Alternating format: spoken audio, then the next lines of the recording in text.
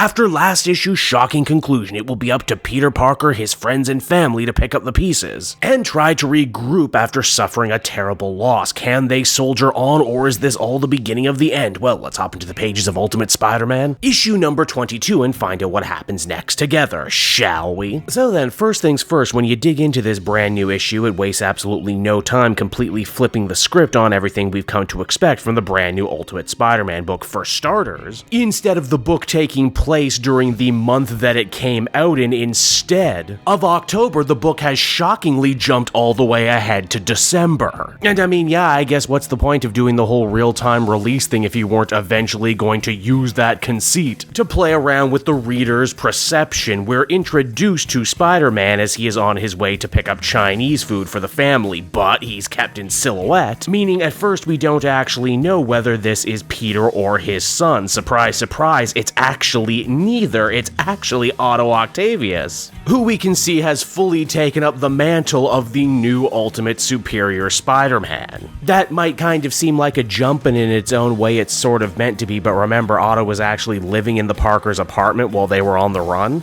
and there were several implications that he was working on arms, and yeah, he was, it just wasn't to become Dr. Octopus this time. The extended Parker family has seemingly completely adopted Otto too as a fun, quirky uncle. He's even using his scientific know-how to help Uncle Ben and Jonah broadcast their message, decrying the Kingpin's corruption and his greater connection to the Maker's cabal and the secret lies that hold this new world together. Oh, did I also mention that they're living in the Parkers' old apartment? It's just the apartment is underground now, in the territory of the Mole Man and the Mole People. Yeah, wow, that is insane, right? What the hell happened in that missing month? Now, you might also be thinking to yourself, hey, why is Peter not at the table right now? What happened to him? Well, as we learn, him and Harry are hitting the streets, taking the fight directly to Bullseye and the other Bullseye clones, who have actually come packing some brand new upgrades. Now they can shoot lasers. In reality, though, it seems that Peter is doing this sort of nightly patrolling less for himself and more for Harry. He lost his wife in Mr. Negative's bombing attack at the end of the previous issue, and he is not taking the loss very well at all. How bad are we talking here? Well, Spider-Man tries to get Green Goblin to come back home with him for dinner, but Goblin decides to stay, if only so he can have some time on his own to talk to a strange, disembodied voice. Oh no, has he activated the Norman AI? Is this how we finally get evil Ultimate Green Goblin? More on that in a minute. Now, even though Doc Ock has seemingly been adopted by the extended Parker family, the implication is that he's still every bit the villain we've always known him to be. For starters, he didn't get the family soy sauce, even though they're a big fan of that. Furthermore, he's been digging into the Stark-Stain files, and because of that, he is now fully aware about the Makers behind the scenes wheeling and dealing into making this world everything it is now. Meaning that he has now too changed his perspective and tactics. For one, he tells Richard that he's built a virus that he believes will be able to delete his family's presence from the Maker's computer systems if only they could find some way to connect it to the Kingpin's computer systems. Oh, I don't know, like maybe utilize the help of the world's greatest thief? Richard wouldn't know anyone like that, would he? Yeah, total coaxing. Now, while everything is moving really fast and the impending sense of dread is everywhere, you'll be happy to know that Peter and MJ have mostly mended fences in their marriage after that rocky period. Maybe it had something to do with Harry losing Gwen and them realizing how good they had it. Maybe they were always going to come back to each other naturally. Either way, they even make a little time to be intimate with each other, which is always nice to see. Though all that being said, Peter still hates the idea of his family having to live on the run, to literally have to live underground just because of his work as Spider-Man. And one above all willing, maybe one day they won't have to once everything is said and done. Now, elsewhere in the city, Richard, who someone should really be watching, don't you think, manages to recruit Black Cat for this very sensitive break-and-enter operation. Felicia is more than happy to lend a hand in this situation, though it's heavily implied where they're going they won't be the only interested party, as we once again flash back to Harry the Green Goblin having a conversation with a disembodied voice. Oh, but wait, who's ready for a shocker? We all naturally jump to the conclusion that Harry must be talking to the AI of his father inside his suit, but no, he's actually talking to Gwen. Or more specifically, whatever Gwen/Mysterio ended up becoming following Mr. Negative's bombing. And as the comic comes to a close, we get a really damn good look at the twisted abomination that is now all that remains of the old order of Mysterio. And so that was Ultimate Spider-Man issue number 22, everybody. And man, just when I think I know where this book is going, just when I think I'm comfortable with it, here comes Jonathan Hickman to completely blindside me and change my creative expectations all over again. If you told me early on that this book was going to have a time jump, I would have told you were crazy, but hey, here we are. In fact, it's even more of a shocking twist now that we know that when the Ultimate Universe is over, which will be happening sooner rather than later with its first crossover event, they actually do seem to mean to be done with it. With creators like Hickman even saying we could have kept this going for years, and yeah, with stories like this, it really does feel like they could kept it going for years. But instead, it looks like they're actually choosing to stick to their creative guns and actually go out on a high note instead of just limping to a conclusion like the old Ultimate Universe did. As far as this issue itself goes, honestly, I'm a little conflicted about it. The book really does throw you in the deep end and expect you to swim. In any other less well-written series, this issue might very well be a deal breaker. In fact, I can feel it being a deal breaker for a lot of people out there. I wonder if we're gonna circle back and see what happened in the missing month, or if it's gonna be full steam ahead to the finale now, and it really does seem like all the pieces are officially now in place for the book to reach a real satisfying conclusion, as Peter Parker, his son, and his best friend are all now on a collision course with one another, with the very fate of the Parker family hanging in the balance. The big question is, though, with so little time left in this brand new Ultimate Universe, will they actually find the time to stick the landing? Historically, Hickman has been very good with endings, so I certainly hold out hope. Overall, I would give this one an 8 out of 10, and I'm definitely excited to see how it all ends up shaking out.